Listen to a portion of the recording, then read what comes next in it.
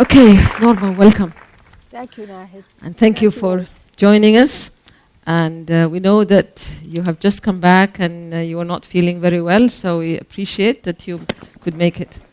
And we were very keen that you join us. Thank you very much, Nahid, and thank you all for attending. Ahlan wa sahlan. Norma, I'm going to start by asking you a really historical question. How did the Malouf family come to Sudan, and under what circumstances? In 1898, after the defeat of the Khalifa's forces by Kitchener's forces, the British authorities needed to have people who spoke both Arabic and English. The Lebanese seemed to lend themselves best, many of them graduating from the American University in Beirut, and there were, in fact, legal advisors from Lebanon, teachers from Lebanon, and in fact, my father came here as a medical officer in the Anglo-Egyptian army. And as such, he traveled through the Sudan on camelback and got to know the country. After which, he opened the very first private clinic in Khartoum. He had, in the process, worked actually as head of the hospital of Omdurman and medical doctor for Kobar. However, he did open this clinic, and the clinic was well situated on what was then Muhammad Ali Avenue and is now McNimr. I grew up in a house that was on the corner of McNimr and 17th Street in Khartoum, and in fact I was born there. And as such, his clinic was well known because in those far-off days there was a tram that went through Khartoum, starting at what was known as Mhatta al-Wusta to this day, going round up Muhammad Ali Avenue and to the railway station and what was and still is Stack Laboratories. And people used to get on and off at Mhattat Malouf, therefore the Malouf station. From there, he became doctor, actually, physician to both Sayyid Abdurrahman al-Mahdi and Sayyid Ali al-Mirghani. So, in fact, he was a doctor to both parties, pro-British and pro-Egyptian. And he was a pioneer in many fields. As president of the Syrio-Lebanese community after the 1948 war in Palestine, there were many people who came therefore to the Sudan and knocked at his door. One of these had been working in a perfume factory in Palestine and talked to my father, who was always willing to go on into a new project, in opening a perfumery in the Sudan. When I came out of school, having just finished my studies, I was packed off to the south of France, to Grasse, which is to this day the center of essential oils for perfumery.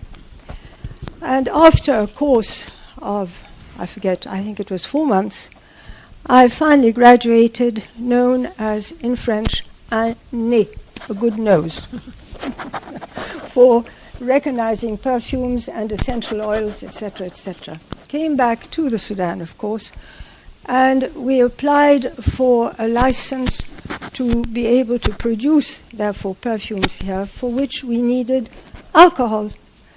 The British authorities would not give us any alcohol until we could prove that I was capable of producing essential oils in the Sudan. There were no plantations, there were no rose plantations, there was precious little. However, there is an interesting, tall, coarse grass that grows on the banks of the Nile, known as This sada, in fact, grows out of a bulb. And if you distill the bulb, you can have an essential oil. Having therefore distilled the bulbs and produced enough of a sample to satisfy the British authorities, we were therefore allowed to have a quantity of alcohol, And I produced here in the Sudan 2 different perfumes, not from the Sada, I must admit, but from imported essential oils from the company that had trained me and taught me. And they were called Zmurruda, which means emerald, and Brillanti, which is a brilliant, a diamond. Excellent. Right. So that's the Malouf family. You're also known as Norma Malouf Kefouri. Indeed. And many people here, I'm sure, know the name Kefouri because they hear it every day as they pass that area. But I'm sure some of the younger generation would not know what Kefouri stands for and what the Kefouri family stands for. Can you tell us a little bit about your husband's family? In the same way that my father came in 1909, my husband, Charles's father, came to the Sudan in 1899. By then, the British authorities had decided that they would rebuild Khartoum, which had been completely destroyed during the Mahdi attack on Khartoum and the assassination of Gordon. My husband's father, Aziz Kefouri, came to the Sudan as an importer of building materials. Therefore, he was well placed to be chosen for the reconstruction of Khartoum, which was designed in the shape of a Union Jack. There would be the center, which were the various squares or places, and from that went off the roads in the shape of a Union Jack. After which he seemed to acquire, in the late 20s, a dairy which had belonged to a British company with, I believe, then 50 head of cattle. And the Kefouris are well remembered for delivering milk to every household in Khartoum. Khartoum was not the size that it is today, obviously. And for leaving bottles on the walls of the various houses or on the doorsteps to be picked up. One didn't buy the milk on the spot, but had a monthly account, And from there, the Belgravia dairy, as it was known, grew to 2,000 head of cattle. What you know today as Kefouri City used to be 10,000 acres of fodder grown to feed the cattle. There was what they called Dura wa Sabain, there was alfalfa, and whatever was needed. Okay, excellent. Just history of Sudan, I'm amazed. Let's move to the present. You are not retired. You are working, and you work every day, voluntary. You are the chair of the International Volunteers Welfare Group. As I understand, it's one of the oldest charities in Sudan and the most established. So I also would like you to tell us a little bit about its history and also what work you do and in how you actually select how to do your work. Thank you very much, Nahed. Before going on to the IVWG, the International Voluntary Welfare Group, I would just like to mention the fact that Kefouri City became Kefouri City when the 10,000 acres were, in 1982, turned into building project rather than an agricultural one. However, they allowed the Kefouris to have the name carry on there because there had been such a presence in the area of Kobar.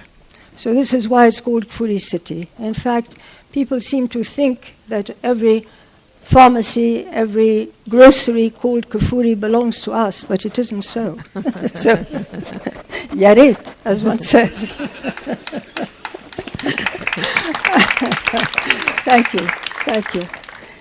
Now, to get back to the IVWG, the idea started with a group of ladies in 1965, foreign and Sudanese, who thought they would get together to have a coffee or tea or whatever it is and get to know one another better. It transformed itself into a charity group after a famine in 1985 when so many people went hungry, that the group of ladies decided that they would want to become a voluntary group to help women and children survive. Therefore, what I do want you to know is that apart from the welfare that you see us do, the coffee mornings, the galas to raise money, because we are not assisted from abroad financially at all, we are licensed by the HAC to practice our voluntary welfare work. We have helped over the years the women's prison at Omdurman, which prison goes back to 1903, when it was not a women's prison but a men's prison. And when the men, a few years ago, 20 years ago, were moved to the big prison in Kobar, they turned it into a women's prison because of all the IDPs which happened because of the war between North and South, due to the Sharia being imposed on the North in 1983. There was a very, very unhappy war between the two, the North and the South, and many, many, many women and children came and took refuge in Khartoum. We decided to help them, help train them in producing material, tie-dye, whatever, so they could earn a living when they left the jail, the women's prison, where they had been imprisoned, because the only thing that they knew was how to produce marisa, which is a beer that the southerners drink a lot of. And to them, it wasn't forbidden. But of course, to us here in the north, it was. And these poor women ended up with different prison sentences, going from 3 months to a year, if I remember correctly, Suhair. Any case, apart from them, we have been helping also the juvenile delinquents prison, where on an average there are about 100 boys and between 15 to 20 girls. We have helped them learn a trade also. And in fact, last year, we had the boys from the juvenile delinquents prison play football with Kicks team here. And I think that other than what I've just said, we have helped to build schools, we have helped to build deaf and dumb institutes, etc. And we do need you to come and see what we have done. And we need you to come and help when you can, if you would like to. Thank you very much for listening. Okay. No, I have one more last question for her. Norma, you could be easily retired. You have means. You're a senior person. You have a French passport. You can live in many parts of the world. But you choose to always be here in Sudan and work in Sudan and be active. I would like you to tell these young people here, or the young at heart, why are you in Sudan? Why do you still insist on being here? Many people will see you in the street and think she's a Khawaja, she's not even Sudanese. Can you tell people why you're in Sudan? You say I have a French passport. I also have a Sudanese passport. I was born here. I was born in Sudan. And as I have said the other evening, 2 things. My father taught me never to be afraid. And the other thing was that if I don't succeed at first, I must try and try and try again. We were, as some of you may know, confiscated, and I left the Sudan. I had to leave the Sudan, and I was homesick for it. So I'm now back, and I'm happy to be here, and I shall carry on doing whatever I can to help in whichever way I can. I have been trying to resign for years, but Suhair won't let me. Well, so you're saying you're here because fundamentally you feel you're Sudanese. Would you say that? Absolutely. Absolutely. Thank you very much, Norma. Please give a round of applause to Norma. Thank you. Thank you, Nahid.